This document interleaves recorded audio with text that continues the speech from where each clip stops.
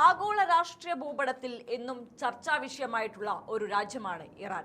ഉപരോധങ്ങളുടെയും കടുത്ത അന്താരാഷ്ട്ര സമ്മർദ്ദങ്ങളുടെയും നിഴലിൽ കഴിയുമ്പോഴും ഈ രാജ്യം കൈവരിച്ച സൈനികവും സാങ്കേതികവുമായ മുന്നേറ്റങ്ങൾ പലപ്പോഴും ലോകശക്തികളെ പോലും അത്ഭുതപ്പെടുത്തുന്നതാണ്. പലരും ധരിച്ചു വെക്കുന്നത് പോലെയല്ല ഇറാന്റെ യഥാർത്ഥ പ്രതിരോധ ശേഷി എന്നത് ഒരു യാഥാർത്ഥ്യമാണ്. ബാഹ്യമായ ശക്തി പ്രകടനങ്ങൾക്കപ്പുറം ആഗോള ശക്തികൾക്ക് പോലും ഒരുപോലെ ഭീഷണിയാകുന്ന അത്യാധുനിക ആയുധശേഖരവും പ്രതിരോധ സംവിധാനവുമാണ് ഈ രാജ്യത്തിനുള്ളത്. നിസാരമായി കാണാൻ ശത്രുക്കൾ ശ്രമിക്കും തോറും അതിനെല്ലാം അതിജീവിച്ച് കൂടുതൽ കരുത്താർജിക്കുന്ന ഒന്നാണ് ഇറാന്റെ പ്രതിരോധ സാങ്കേതിക വിദ്യയെന്ന് നിസ്സംശയം പറയാൻ സാധിക്കും.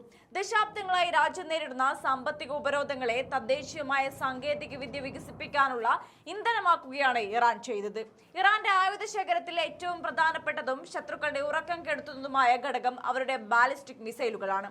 പശ്ചിമേഷ്യയിലെ തന്നെ ഏറ്റവും വലിയ മിസൈൽ ശൃംഖലയുള്ള രാജ്യങ്ങളിലൊന്നാണ് ഇറാൻ. ആയിരക്കണക്കിന് കിലോമീറ്ററുകൾ താണ്ടി കൃത്യതയോടെ ശത്രുക്കളുടെ തന്ത്രപ്രധാനമായ ലക്ഷ്യസ്ഥാനത്ത് പതിക്കാൻ ശേഷിയുള്ള മിസൈലുകൾ ഏതൊരു ശത്രു രാജ്യത്തിനും വലിയ വെല്ലുവിളിയാണ് ഉയർത്തുന്നത്.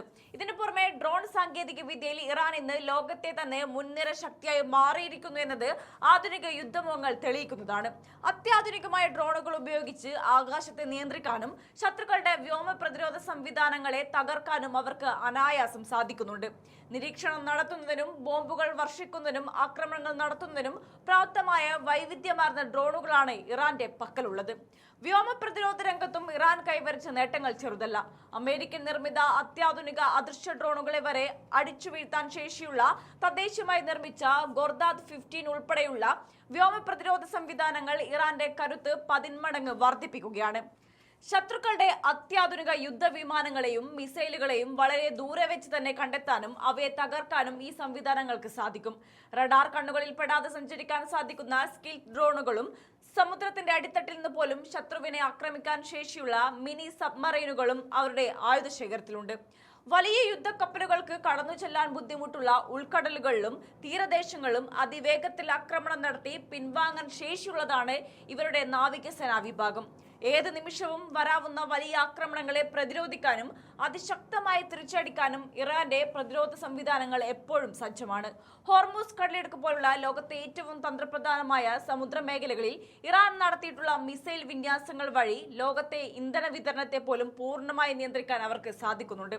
ഈ കടലിടുക്കിലൂടെയുള്ള പാത തടസ്സപ്പെട്ടാൽ അത് ആഗോള സമ്പദ് വ്യവസ്ഥയെ തന്നെ തകിടം മറിക്കുമെന്ന് ലോകശക്തികൾക്ക് നന്നായി അറിയാം. അതീവ രഹസ്യമായി ഇറാൻ വികസിപ്പിച്ചെടുത്ത ഇത്തരം ഭൂഗർഭ മിസൈൽ നഗരങ്ങളും പ്രതിരോധ സംവിധാനങ്ങളും ഇപ്പോൾ അന്താരാഷ്ട്ര തലത്തിൽ വലിയ ചർച്ചകൾക്കും ആശങ്കകൾക്കുമാണ് വഴിവെച്ചിരിക്കുന്നത്. ഇറാനെ ഒരു ചെറിയ പ്രതിരോധ ശേഷിയുള്ള രാജ്യമായി കണ്ട് വില കുറച്ച് കാണുന്നവർക്ക് വലിയ തെറ്റാണ് പറ്റുന്നത്.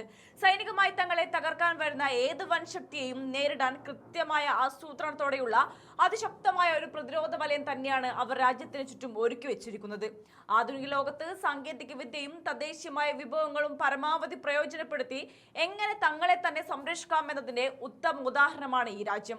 ശത്രുക്കൾക്ക് ഒട്ടും അപ്രതീക്ഷിതമായ രീതിയിൽ കനത്ത തിരിച്ചടികൾ നൽകാൻ പ്രാപ്തമായ ഇറാന്റെ ഈ കരുത്ത് ഭാവിയിൽ ഈ മേഖലയിലെ രാഷ്ട്രീയ സമവാക്യങ്ങളെയും ശക്തി കേന്ദ്രങ്ങളെയും തന്നെ മാറ്റിമറിച്ചേക്കാം. ആഗോള സൈനിക ഭൂപടത്തിൽ ഇതുവരെ നമ്മൾ കാണാത്തതും അറിയാത്തതുമായ അത്യാധുനിക സാങ്കേതിക വിദ്യകൾ വളരെ കാലം മുന്നേ തന്നെ ഇറാൻ സ്വന്തമാക്കിയെന്നത് തന്നെയാണ് ഇറാന്റെ ശത്രുക്കളെ ഭയപ്പെടുത്തുന്നതും മേഖലയിൽ സമാധാനമില്ലായ്മയ്ക്ക് കാരണമായി അവർ ചൂണ്ടിക്കാണിക്കുന്നതും. എന്നാൽ സ്വന്തം രാജ്യത്തിന്റെ പരമാധികാരം സംരക്ഷിക്കാൻ തങ്ങളുടെ ഈ ആയുധക്കരുത്ത് അനിവാര്യമാണെന്ന ഉറച്ച നിലപാടിലാണ് ഇറാൻ മുന്നോട്ട് പോകുന്നത്.